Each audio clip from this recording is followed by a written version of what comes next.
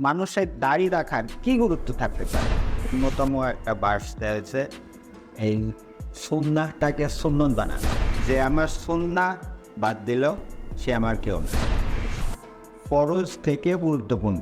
দাড়ি টুপি আরবি পোশাক কিনেই, তাহলে আমার মানে নাজুবিল্লাহ এটা বলতে বাধ্য হচ্ছে যে আল্লাহর দাড়ি কতটুকু ছিল। এটা অ্যাকচুয়ালি সুন্নাহ না। তো আমরা বলতে যাচ্ছি যে এটা মূল সুন্নাহ না। হ্যাঁ, আবার পরে মিষ্টি খাওয়া শুরু করে।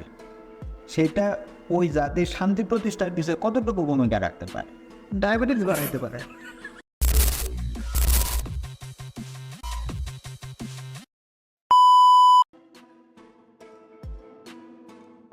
একটা জাতির শান্তি প্রতিষ্ঠার পিছে মানুষের দাড়ি রাখার কি গুরুত্ব থাকতে পারে? মনে করেন যে একটা জাতির সকল মানুষ দাড়ি রেখে ফেলল। না, এটা এটা অনেকে অনেকে এটাকে করে যে আপনি দাড়ি রাখবেন। এটা আসলে রাসূলের সুন্নাহ। আসলে সুন্নাহ জিনিসটা, এটাকে আমি সুন্নাহ বলবো না রাসূলের আদব বা লাইফস্টাইল বলবো। দেখেন, সুন- সুন্নাহ সুন্নাহটা আসলে মানে এটা এখানে ইসলামের আহ মানে যতগুলো বার্স দেয়া হয়েছে, মুসলিম জাতিটার যতগুলো বার্স দেয়া হয়েছে তার ভিতর অন্যতম একটা বার্স দেওয়া হয়েছে এই সুন্নাহটাকে সুন্নত বানান। আচ্ছা, ঠিক আছে, দেখেন, ফরজ, ওয়াজিব, সুন্নাহ এভাবে ভাগ করা হয়েছে। ভাগ করে কি করা হয়েছে? সুন্নাতটার ভিতরে যত প্রকার অগুরুত্বপূর্ণ বিষয়গুলো আছে সেটা ঢোকানো হয়েছে। অথচ দেখেন, রাসূল সাল্লাল্লাহু আলাইহি সাল্লাম বলতেছেন যে যে আমার সুন্নাহ বাদ দিল সে আমার কেউ না। উনি কিন্তু এমন বলেননি যে যে আমার যে নামাজ বাদ দিল সে আমার কেউ না, যে রোজা বাদ দিল সে আমার কেউ না। কোনো ফরজ কোনো আমলের কথা কিন্তু উনি বলেননি। তার মানে কিটা আছে? সুন্নাহটা ফরজ থেকে গুরুত্বপূর্ণ, অথচ আমরা বানাইতেছি সব থেকে অগুরুত্বপূর্ণ বিষয়গুলোকে সুন্নাহ বানাই দিচ্ছি। এখানে বোঝা যাচ্ছে এখানে বলদ আছে। আমরা যেটাকে সুন্নত বলতেছি এটা অ্যাকচুয়ালি সুন্নাহ না, রাসূল সাল্লাল্লাহু আলাইহি সাল্লামের সুন্নাহ না। দেখেন, ইসলামের যেটা আগে বলছিলাম যে ইসলামের মূল উদ্দেশ্য হচ্ছে সমাজে শান্তি প্রতিষ্ঠা করার, এবং রাসূল সাল্লাল্লাহু আলাইহি সাল্লামের জীবনের উদ্দেশ্য এইটাই, সমাজে শান্তি প্রতিষ্ঠিত করা। উনি এই উদ্দেশ্য সাধনের জন্যে যা কিছু করছেন সেটাই নিশ্চয় ওনার সুন্নাহ।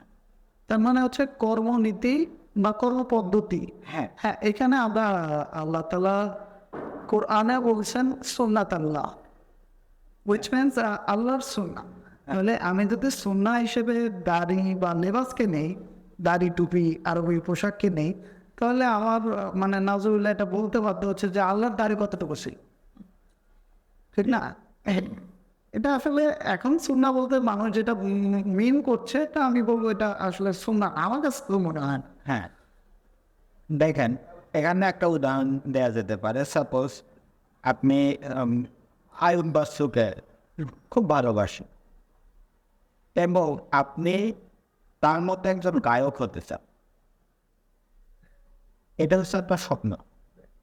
এখন আপনি এই স্বপ্ন দেখে কি করা শুরু করলেন?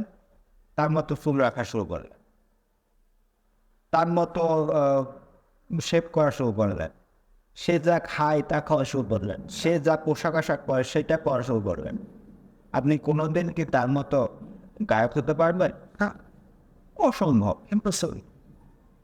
আপনি তখনই তার মতো গায়ক হতে পারবেন যখন সে গায়ক হিসাবে যা কিছু করছে সেইটা ফলো করবে। সে গায়ক হওয়ার জন্য যা কিছু করছে সেইটা ফলো করবে, তখন গিয়ে আপনি তার মতো গায়ক হইতে পারবেন। হ্যাঁ, আপনি তা একটা হচ্ছে ভালোবাসার প্রকাশ। আপনি তাকে ভালোবেসে তার লাইফস্টাইল ফলো করতেই পারেন, এটা দোষের কিছু না। তাকে যখন আপনি মডেল হিসাবে আপনার জীবনের মডেল হিসাবে ধরে দেবেন, তখন তার মতো আপনি তার পোশাকটা অনুসরণ করবেন, তার সব কিছু অনুসরণ করবেন। কিন্তু আপনি গায়ক হতে চাইলে গুরুত্বপূর্ণ হচ্ছে তার গায়ক হিসাবে সে যে কাজগুলো করে সেটা করা। রাইট। একইভাবে রাসূল সাল্লাল্লাহু আলাইহি সাল্লাম হচ্ছেন একজন বিপ্লব। এই পৃথিবীর সৃষ্টির শুরু থেকে শেষ পর্যন্ত সর্বশ্রেষ্ঠ বিপ্লবী হচ্ছে রাসূল সাল্লাল্লাহু আলাইহি ওয়াসাল্লাম। ওনার জীবনের উদ্দেশ্য হচ্ছে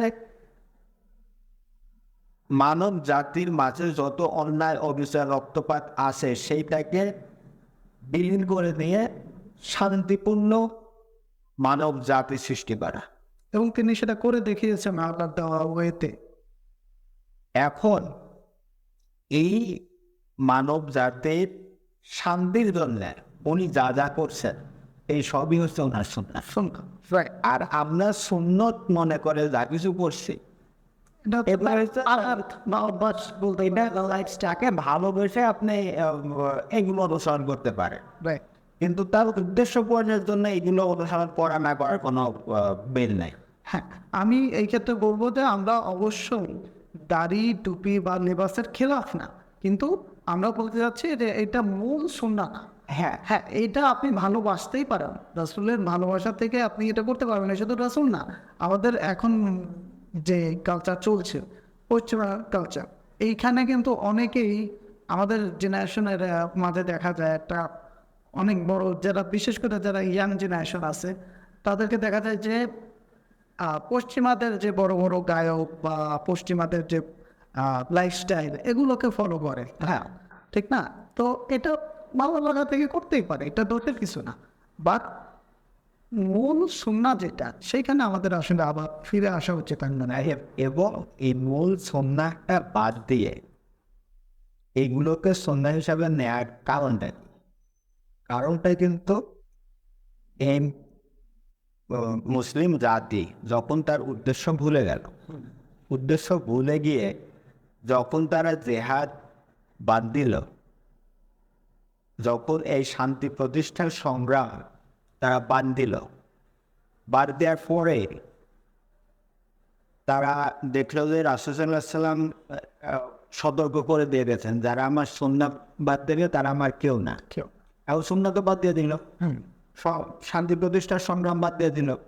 এখন তাই তো মানে তার কিছুতে একটা অল্টারনেটিভ রাখলো। ওটা তো করতে হবে। হ্যাঁ হ্যাঁ, তখন গিয়ে এইগুলাকে তারা সুন্নাহ বানায়। প্রায়োরিটিতে তার একটু বাঙালিয়ে তারা এইগুলা একেবারে খুব সূক্ষ্মভাবে পালন করে তারা ভাবতেছে যে আমরা বিশাল সুন্নাহ পালন করে ফেলতেছে, আমরা রাসূল সাল্লাল্লাহু আলাইহি ওয়াসাল্লাম বিশাল আপন লোক হয়ে যাচ্ছে। আচ্ছা, এইগুলো নিয়ে এই যে একটা ফেক মানে ইয়া নিয়ে ভাবতেছে, এগুলো নিয়েও কিন্তু তাদের মাঝে বিতর্ক আছে। যেমন ফর এক্সাম্পল রাসূলের দাড়ি এক মুষ্টি না, এই বিতর্কগুলো নিয়ে আমি যাব না, মানে তারা কিন্তু এখানে এসে ওই করতে নাই। ওই দিকে আমি যাব না, ওটা আলাদা ইস্যু। এখন যে মূল যে কথাটা ছিল যে একটা সমাজে একটা রাষ্ট্রে আপনার শান্তি প্রতিষ্ঠার পিছে মানুষের দায়ী রাখার কতটা গুরুত্বপূর্ণ, বা সবাই মিলে যদি দায়ী রাখা শুরু করে শান্তি প্রতিষ্ঠার পিছে সে কতটুকু ভূমিকা রাখে। একটা জাতির মাঝে সবাই মিলে যদি খাবারের পরে মিষ্টি খাওয়া শুরু করে, সেটা ওই জাতির শান্তি প্রতিষ্ঠার পিছনে কতটুকু ভূমিকা রাখতে পারে। ডায়াবেটিস বাড়াইতে পারে। একটা জাতির মানে সবাই মিলে যদি আরবীয় পোশাক পরা শুরু করে, সেই পোশাকে ওই জাতির শান্তি প্রতিষ্ঠার পিছনে কতটুকু ভূমিকা রাখতে পারে।